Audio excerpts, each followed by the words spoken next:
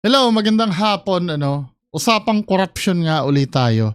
May gusto lang akong may gusto lang akong pag-usapan natin. Ito medyo magfo-focus tayo ng konti dito kay Brother Joel Villanueva. Medyo naguguluhan kasi ako sa kanya eh. So ito, nanood na ako ng 24 oras kahapon, o kagabi, no? So ito muna, tingnan muna natin. So ito yung pakinggan muna natin si Senator Ping Lacson.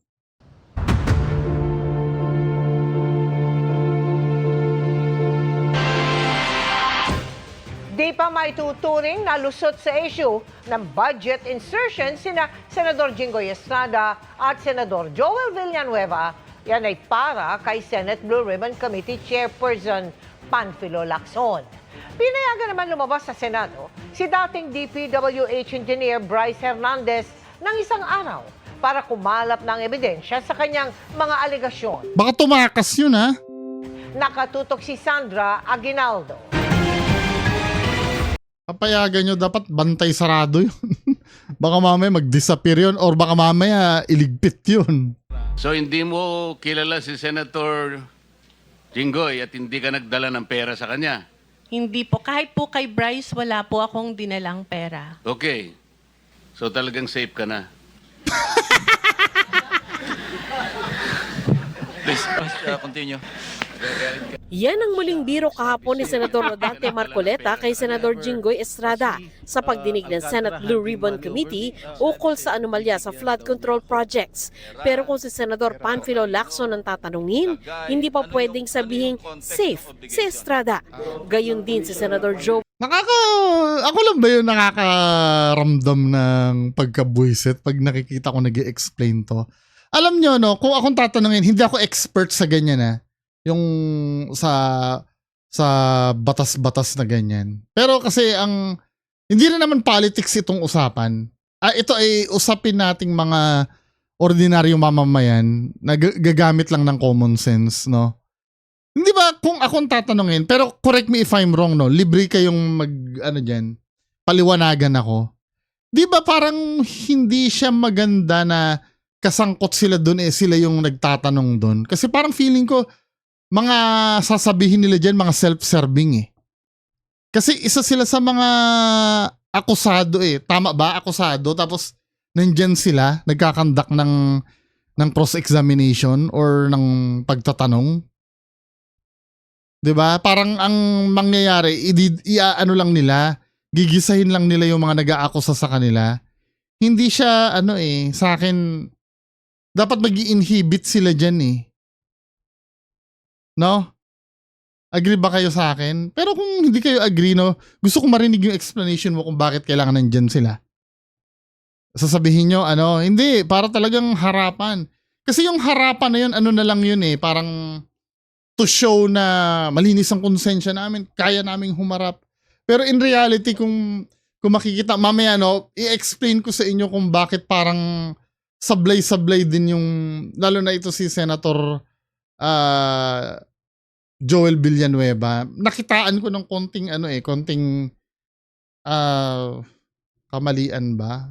Or whatever, no, panoorin natin mamaya. Pero tapusin muna natin to. Joel Villanueva na parehong naiugnay ni dating Bulacan 1st District Engineer Bryce Hernandez sa pagtanggap ng kickback. Kasi hindi pa nare-resolve yung sinasabi ni Bryce na nag-insert sila ng, in the case of Senator Jinggoy, yung 355 million sa Bulacan.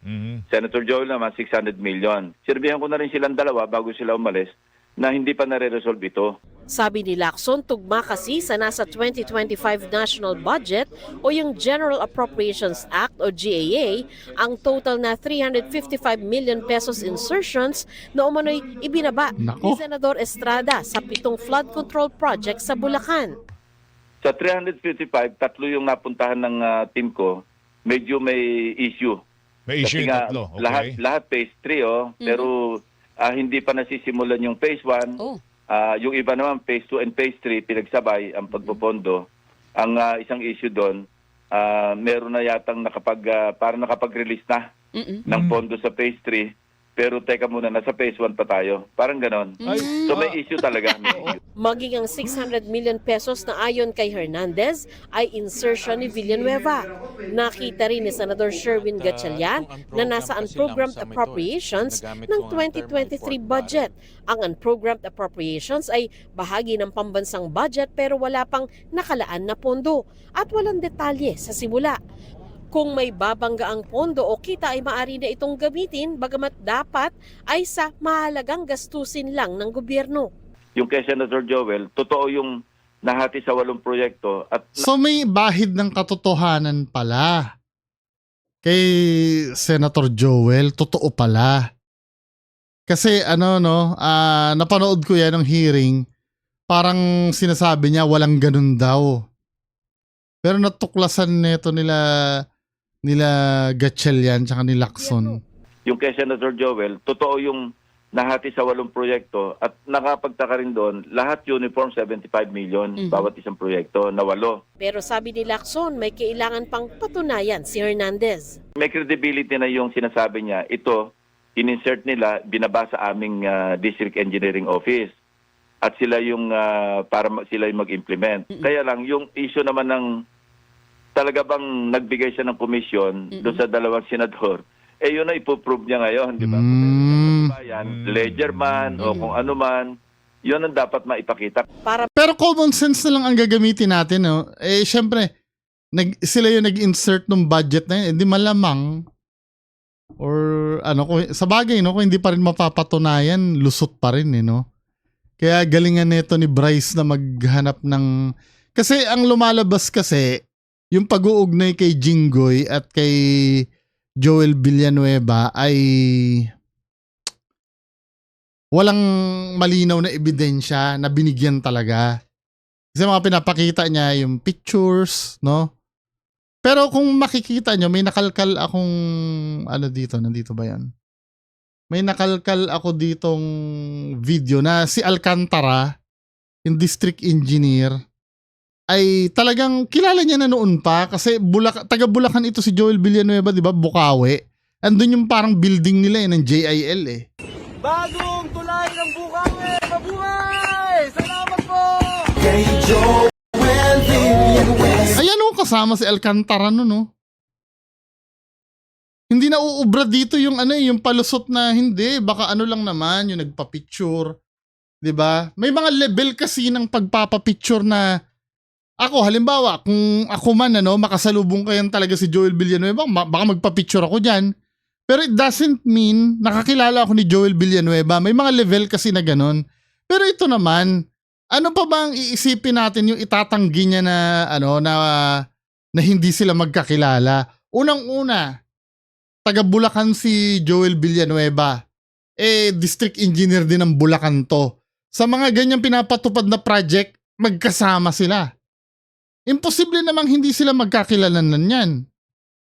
Diba? Kaya dun pa lang yung pagtanggi ni Senator Joel Villanueva na magkakilala sila, medyo gumigewang na eh. Diba? Pero inuulit ko, para maging fair, porkit kakilala niya to, hindi naman nangangahulugang totoo na yung binigyan siya ng komisyon. 'Di ba? Pero connect the dots na lang 'di ba? Mamaya magdidig deeper pa tayo dito. Dito sa dakilang bayan. Ayan nakakausap niya pa nga eh. Hindi lang po bilang district Ayan Henry Alcantara. ang accomplishment po na ito. Bilang isang taga-Bukawi po, ito po ay napakalaking bagay. Taga Bukawi din pala to. Lalo po nung ito po ay bago simulan. It was requested by the late Mayor Johnny, whom all the Bukawis love so much. Sabi niya, kawawa naman ang mga taga-Bukawi pag nagpapagoda. Yung tubo ng water. Sino nagsabi sa kanya nun? Kawawa naman ang mga taga-Bukawi pag nagpapagoda. The late Mayor Johnny. Si Johnny. Whom all the Bukawis love so much. Kala ko si Joel Villanueva. Sabi niya, di, kawawa naman ang mga taga-Bukawi pag nagpapagoda. Yung tubo ng bulk water ang nakikita. So sabi niya, baka pwede isama na natin pagpapagawa. Yan ang magkasama sila sa kampanya eh. Ang problema, yung additional funds. Lagi po sinasabi ni Mayor Johnny, bahala na, di ko dyan. Kapatid niya, Dico. Ang Dico ba di ba ditche sa ano? Parang medyo alam ko yan eh. Ditche sa pangalawang kapatid. Ang Dico naman lalaki. Babae yung ditche, di ba? So, pag po kinakausap ako ni Sen, Ayan kinakausap ka daw, Senator Villanueva Tapos sasabihin mo, hindi siya, anong tawag dito? Hindi mo siya kilala? Diba? Kinakausap ka daw eh. ano ba yun, magkano pa kulang natin dyan? Kasi talaga po kinukulit siya. Anyway, eto na po tayo ngayon. Isang matatag. So, dito in-establish na nakakausap niya na pala talaga noon si Senator Villanueva. Di ba men? Ang nagtataka ko, bakit tinatanggi niya yun? Lalo na kung wala naman silang ginagawa masama, di ba? Bakit anong siya dun? Para makuha ang umunay ebidensya, pinayagan ng Senado na lumabas bukas si Hernandez. Pero babalik din kinagabihan para ma-detain dahil sa pagkakasite sa kanya in contempt. Under escort, at hindi pwede mag-overnight para maghanap siya kung ano man yung pwede May escort naman pala. hanapin. Itinanggi na ni Estrada na sangkot siya sa anomalya at tumaasa aniya ng patas at makatarungang investigasyon ng Independent Commission for Infrastructure. Teka, third time. Villanueva, wala siyang kapangyarihan sa unprogrammed funds at hindi siya ang nagpasok ng proyekto roon. Wala aniya siyang kinalaman sa flood control projects at hindi siya nakatanggap ng kickback. Labanan na lang po natin ito sa tamang forum, sa korte. Explain siya na explain, Sila. Para sa GM, Di ba? I mean, pagka ganyan, yung sinasabi mo na walang kinalaman, automatic na maitatanggi mo yun kahit pa naman totoo di ba? Hindi natin alam kung totoo o hindi. Pero totoo yan o hindi, itatanggi mo pa rin naman yan Hindi mo naman automatic na pag nalaman na booking ka, ay aamin ka ba kung totoo? Natural lang naman na hindi mo yun aaminin Kaya wala namang napapatunayan sa pagtanggi-tanggi mo Ito pakinggan natin yung sinasabi ni Senator Joel, yung explanation niya.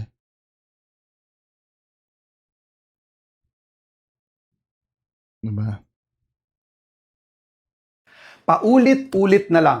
Ilang beses na po tayong idinadawit. Una sa mga budget hearings, BICAM na, tapos sa GAA. Ngayon naman daw po, nasa unprogrammed funds. Sino po ba ang may kapangyarihan sa unprogrammed funds? DBM? DPWH? Speaker? Senate President? O mismong Presidente? Hindi po tayo ang nagpasok sa unprogrammed funds at madali pong patunayan yan. Nasabi na nga ni Lacson May credibility na nga daw si Bryce Verifiable. Ang mga ebidensya na ibinabato sa atin, hanggang ngayon wala. At hanggang ngayon, nagkakalap. Ang ordinaryong senador po, wala pong pangyarihan. Nakalagay na nga din It's Senator Lacson already who found the 600 million insertion. Di ba? Wala. Lahat na lang po, kapag Bulacan daw, kay Joel yan. Flood control. Lahat kasi, ng opisyal. alam mo ang problem, sir?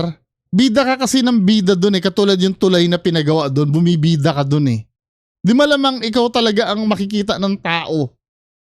Di ba? Kaya nga sabi nung sa KMJS kapag daw may senador o congressman na nagdi-display ng pagmumukha nila pag may pinagawang tulay o medyo kaduda-duda na yun dahil hindi nyo naman daw talaga trabaho yun. Ang trabaho nyo, gumawa ng batas. Di ba? Yung pag ng budget, di ba, batas yan. Hanggang dun lang kayo. Yung eepalan nyo yung paggawa ng tulay, yung katulad nung napanood, sana ba yun? Yung ganito. Hindi nyo na dapat trabaho daw ito Tamo. Ay, salamat po! Yan yung mga ganyan. Dito sa dakilang bayan ng Bukawi. Diba? Bakit ka e-epal dyan na ano, Hindi lang po na yung bagong gawang, ano kinalaman mo dyan? Eh, legislator ka. Diba? Saan na nga yun? Ay, pagpatuloy muna natin. Nasangkot, nagsabi na wala po tayo o si Joel Villanueva na kinalaman doon. Kickback daw po na tumataginting na 30%. Ni kontraktor o proyekto, wala din pong maipakita. Ano to? Para bang basta na lang po ako gagawin na punching bag? Sa mga kababayan... Ano yan eh? Hindi naman kayo tanga-tanga syempre, di ba? Kaya nga, cash ang binibigay sa inyo. Di ba, nagpresenta pa nga kayong dalawa ni Jinggoy na nakalkalin yung ano eh, yung bank account nyo. Talagang wala magre-reflect doon.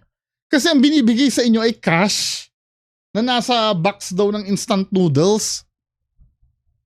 Wala talagang paper trail yun. Kaya nga sabi ni Magalong, di ba? Yung mga senador, ay, hindi naman mga senador, yung mga politiko binanggit eh, na nagkakaroon ng kickback, bumibili ng mga ano yan eh, ng mga condo unit para gawing vault eh. Hindi kayo nagbabangko eh. Kasi pag nagbangko kayo, magre-reflect sa inyo yun. May record, may paper trail yan na nagkaroon kayo ng pera galing sa kawalan. Kaya 'di ba ang ginagawa ng iba pumupunta ng casino, money laundering ang labas. Ayan ko po sa Bulacan, huwag po tayong magpapadala sa mga nanggugulo at nagpapakalat ng fake news.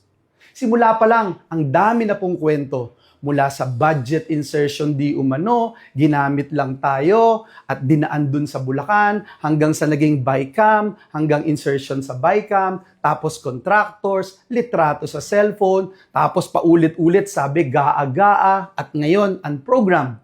10 beses na po nagbago ang paratang. Pero iisa lang ang katotohanan. Lahat po ito walang laman. Photoshop at narinig daw di umano. Ito yung gusto kong yung Photoshop daw eh. So, ini-imply niya, dito sa video na to, no, may papapanood ako sa inyo dito. Ini-imply niya na yung ano daw, edited daw yung conversation. So, ito. At di umano ito ay conversation ni Joel Villanueva at isang Henry Alcantara. At nakakalungkot man na kahit ito'y isang picture lang from a different phone, parang tinanggap na gospel truth doon sa camera, no? May ipapakita rin akong picture. So, ang pinipilit ni Joel Villanueva or ang pinalalabas niya dito fake daw yung conversation kasi siya tuturuan niya tayo kung paano mameke eh. Parang ako ito si Joel Villanueva eh. Tuturuan tayo kung paano mameke ng conversation. Sa iyo, Bryce, pakitignan itong picture na to. Pakilakihan.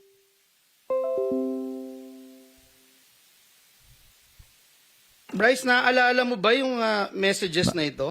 Nakalagay dito, Bryce, idiin mo si Senator Joel dito. Basta kayo na bahala sa akin, batchmate, wag nyo lang akong ibalik sa Senate. Your Honor, ngayon ko lang po nakita yan. Wala po ako nababasang ganyang messages po. Numero mo ba yan na nakikita sa telepono? Numero mo ba yan? Numero ba ng congressman yan? Wala pong nakalagay na numero, Your Honor. So pareho pala dun sa binanggit ni JP, wala ring numero. Naaalala mo yung message na yan? Ako hindi po. Kasi may nakapagsabi sa akin, ikaw daw ito. Paano ko ipagpilitan kung ikaw din yan?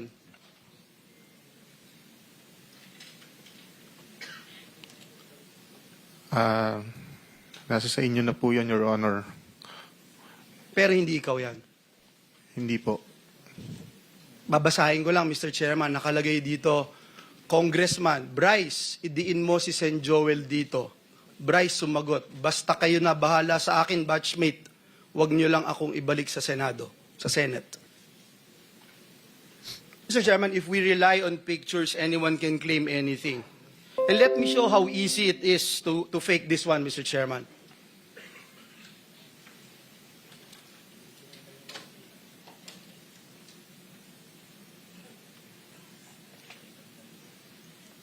So yan, pinapakita niya kung paano mag-edit, no? Bryce. Ayan. 20 seconds, Mr. Chairman.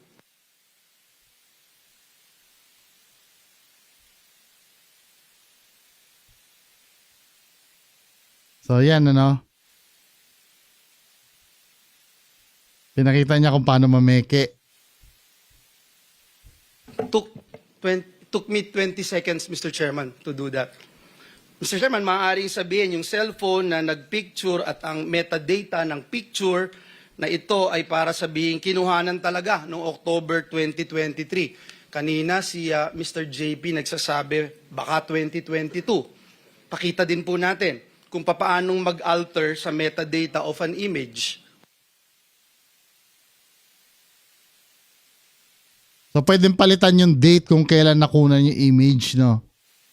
O, September, ano, papalitan mo ng metadata. O, napapalitan naman talaga sa pagkakaalam ko, yung picture. So anong meaning netong ginagawa ni Joel Villanueva? Ano ang meaning neto? So ini-imply niya dito yung screenshot na pinakita ng conversation nilang dalawa ni Henry Alcantara ay fake daw. Yun ang pinalalabas ni ano, kasi dinemonstrate niya kung paano pekein yung ano, yung screenshot. Now, ito naman yung tanong ko. Eh bakit nung tinanong si Henry Alcantara, ito yung sagot niya. Kung project na binigay si Boss Henry Alcantara kay Miss Beng Ramos, Ito yung screenshot yung pinag-uusapan, ito yung nasa Congress noon, ano? through Miss Mina of WJ Construction. So, yun po yung ginamit na license or contractor. At nandyan po yung pag-uusap kung kailan po magde-deliver ng obligasyon. Alright. Sige po. Tatanong si Alcantara. Okay.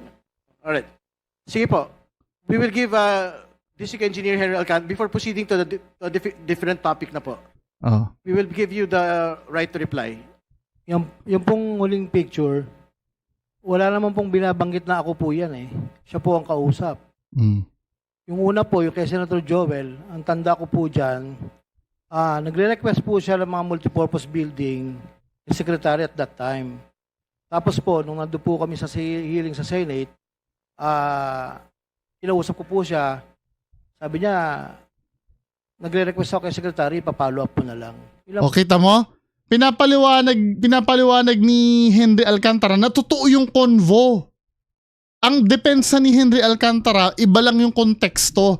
Hindi pera yung pinag-uusapan, kundi yung request ng multipurpose building. So meaning, ayon kay Henry Alcantara, nakausap niya dyan sa convo na yan, totoo yung convo na yan, kaya lang yung konteksto, iba. Hindi pera ang hinihingi, kundi yung multipurpose building. Ito naman si Joel Villanueva, sinasabi niya dito na fake yung convo. Nagkokontrahan silang dalawa ni Alcantara na isa ring akusado dyan sa conversation na yan. Kaya dito palang huling-huli na si Senator Joel dito eh. Hindi kayo na mag-isip, no? Ang sabi ni Joel Villanueva, fake daw yung convo na yon. Nung pinakita yung convo na yun sa Congress, sabi ni Alcantara na isa rin dun sa tinuturo na nakausap ni Joel Villanueva, totoo yung convo, kaya lang iba lang yung konteksto. Ngayon, sino nagsasabi sa kanilang dalawa ng totoo? Parehas silang akusado dun sa screenshot na yun. Di ba? Ewan ko ba? Mahirap na rin. Sabagay, sa investigasyon naman yan eh. Malalaman, wag lang sana magkatakipan, Wag lang sanang magkatakipan, di bahala sila. Anyway, kayo na po ang bahala mag-comment dyan sa baba. Magandang hapon sa inyong lahat. Bye-bye.